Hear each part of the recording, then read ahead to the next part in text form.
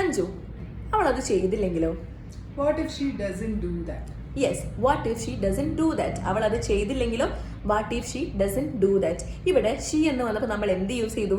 ഡസിൻ്റെ നമ്മൾ യൂസ് ചെയ്തു. വേറൊരു എക്സാമ്പിൾ നോക്കാം. അവൻ നിന്നോട് പറഞ്ഞില്ലെങ്കിലോ? What if he doesn't tell you? Yes, what if he doesn't tell you. അവൻ നിന്നോട് പറഞ്ഞില്ലെങ്കിലോ?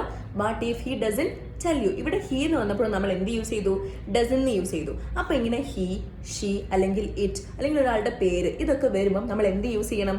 ഡസൻ യൂസ് ചെയ്യണം. അങ്ങനെയാണെങ്കിൽ വേറൊരു എക്സാമ്പിൾ നോക്കാം. അവരത് കഴിച്ചില്ലെങ്കിലോ?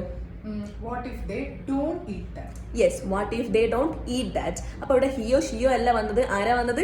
ദേ ആണ് വന്നത്. അപ്പൊ ദേ വരുമ്പോൾ നമ്മൾ എന്ത് യൂസ് ചെയ്യണം? ഡോണ്ട് എന്ന് യൂസ് ചെയ്യണം. അപ്പം ദേ വരുമ്പോൾ മാത്രമല്ല ഐ, യു, ദേ, വി ഇതൊക്കെ വരുമ്പോൾ നമ്മൾ എന്ത് യൂസ് ചെയ്യണം? ഡോണ്ട് എന്ന് യൂസ് ചെയ്യണം. അപ്പൊ ഒന്നുകൂടെ റിവൈസ് ചെയ്യാം. ഹി, ഷീ, ഇറ്റ് അല്ലെങ്കിൽ ഒരാളുടെ പേര് വരുമ്പം ഡസൻ യൂസ് ചെയ്യണം. ഐ, യു, ദേവി. കുറച്ച് എളുപ്പത്തിൽ നമുക്ക് ഓർത്ത് വെക്കാൻ വേണ്ടിയിട്ട് അയ്യോ ദേവി എന്ന് ആലോചിച്ചാലോ? അയ്യോ ദേവി അല്ലേ? ഐ, യു, ദേവി. ഇത് വരുമ്പോൾ എന്ത് യൂസ് ചെയ്യണം? ഡോണ്ട് എന്ന് യൂസ് ചെയ്യണം. അങ്ങനെയാണെങ്കിൽ നമുക്ക് ഇവർക്കൊരു ടാസ്ക് കൊടുത്താലോ? അവൾ അതിനെ കുറിച്ച് പറഞ്ഞില്ലെങ്കിലോ?